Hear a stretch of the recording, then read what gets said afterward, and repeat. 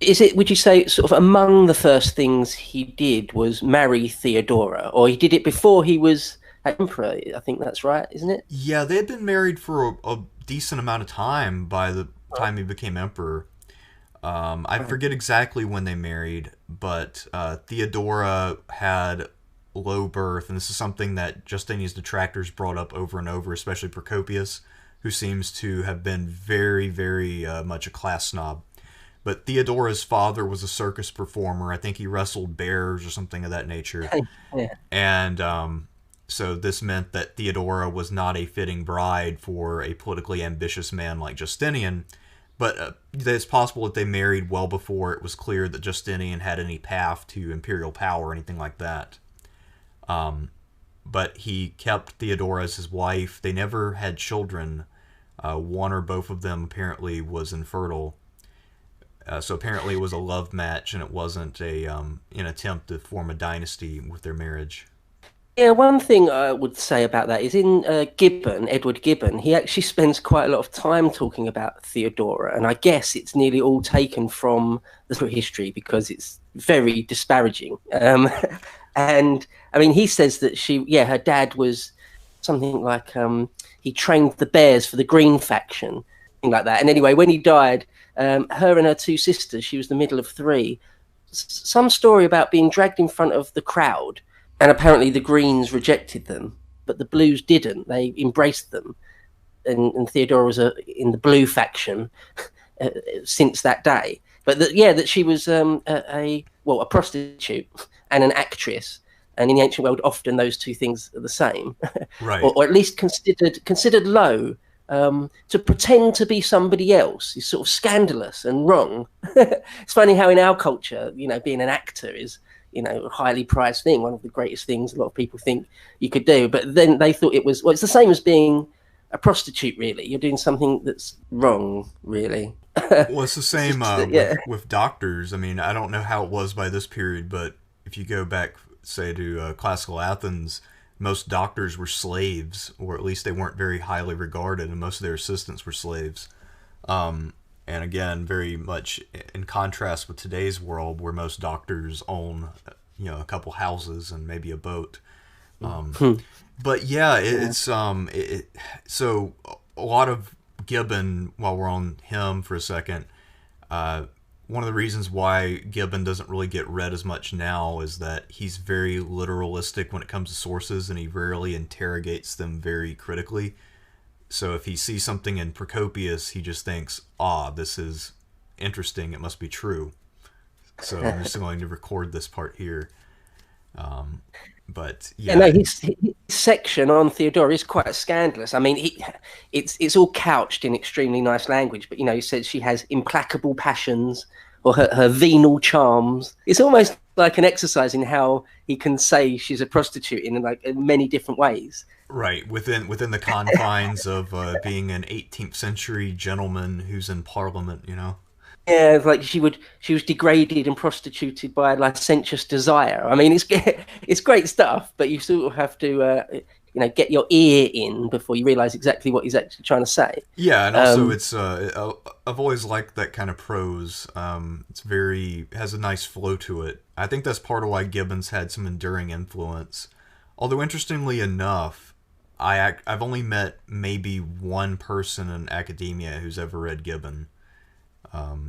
He Really? Yeah, has fallen out of favor pretty hard.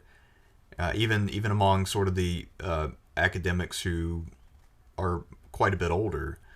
Um, All right. That's interesting because I really like Gibbon. I'm a big fan, and I mentioned it to someone. Well, I put in their chat, mentioned it to someone, and they had a similar reaction to you, like, oh, a bit, a little bit of distaste, like, oh, that's not really, you know, that's not really top tier history anymore. And it's fair enough. He was a man of his time, of course, as all histories are. But as you say, I love the prose. I mean, it's great once you get used to it because it is a bit turgid at first. Once you get used to it, I think it's great. Yeah, it's I used to one of my original ideas when I was first starting the Byzantine Emperor series. I was going to go back to Gibbon and look for his treatment of different people, because I figured that would be something that the public might be familiar with, but I eventually abandoned that because I never found a good, complete copy of Gibbon. It's surprisingly difficult to get the whole thing in print at a reasonable price. You can get the abridged versions pretty cheap, but the full versions tend to be a bit pricey for what you're getting. Yeah, I do own a copy of all the volumes, and I got it second hand, and it was still quite expensive. Yeah, quite right. But so one thing he said that actually made me laugh when I was rereading it the other week in preparation for this, he said about Theodora that the female mind is totally depraved by the loss of chastity. Now, if that isn't a dated line, I don't know what is. But Yeah, sometimes yeah, exactly. I mean, it kind of it's gives you comical. a sense of when he wrote it. Um, but also, it's kind of funny because that gentleman's history of Gibbon and those kind of guys.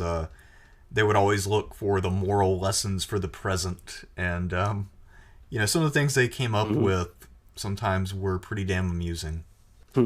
So Yeah, but I mean, so Theodora's story is really important to Justinian's, though, isn't it? Because he makes her a joint empress. Well, that was actually, this is a question I wanted to ask you.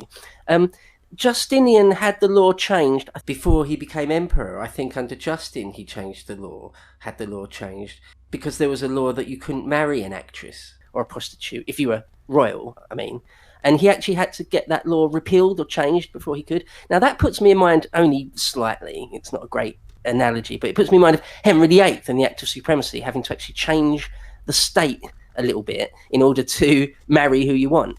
What do you think about that?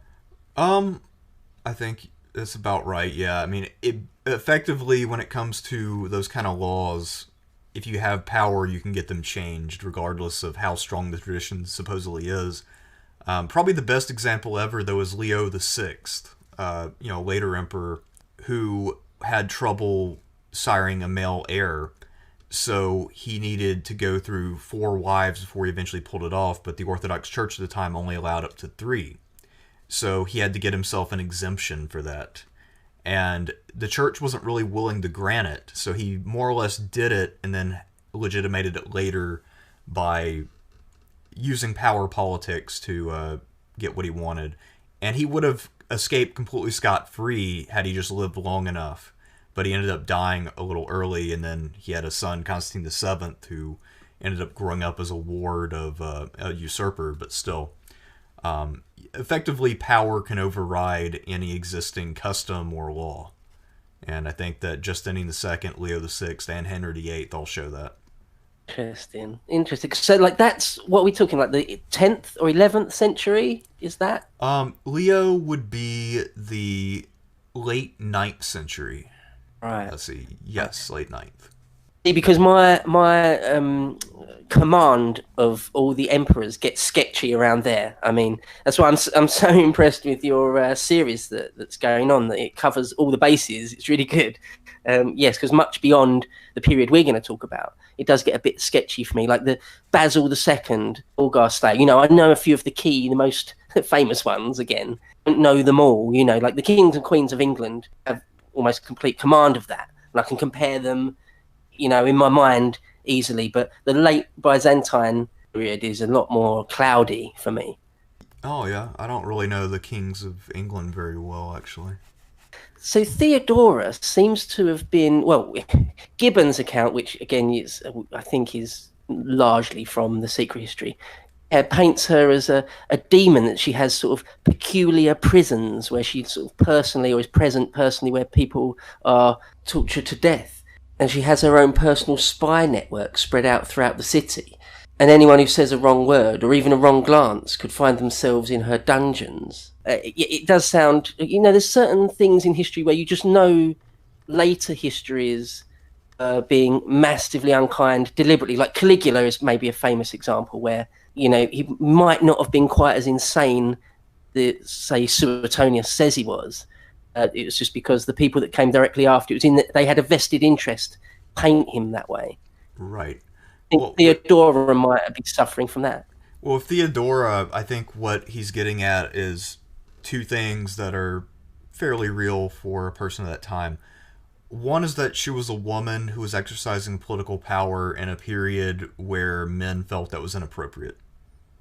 So a lot of it is the fact that she has this power and influence, and Procopius, as someone at court, wanted more power for himself, and he saw his, part of his role in theory being usurped by some woman, especially some low-born woman, because anytime somebody's birth is less than fully imperial, Procopius just hates them and just despises them as some sort of mongrel. Um, so there's that part of it, the gender and class element. Another part of it is that Theodora apparently really did have a fairly effective intelligence network, and she was a first-class schemer. So one of the key officials at court early on for Justinian was John the Cappadocian, who was the Praetorian prefect, so he handled the administration and taxes. And Theodora was jealous because sometimes when she and John would advise her husband, Justinian would side with John. So Theodora conspired to make it look like John was guilty of treason by having him meet with Belisarius' wife, who happened to be her BFF.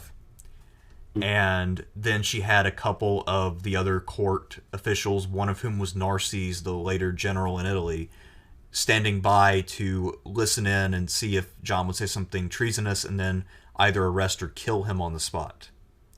So, because of Theodora's intrigues, John the Cappadocian lived out most of the rest of his life in exile and lost all the wealth he had accumulated. Although a lot of it he probably stole, so, he's not exactly a victim here. Mm-hmm. But still, it does show that Theodora was very much managing the court, and that if you wanted to stay at court, you needed to be on her good side. Sure. She's got a bit of a reputation for cruelty. There's like an indelible stain on her memory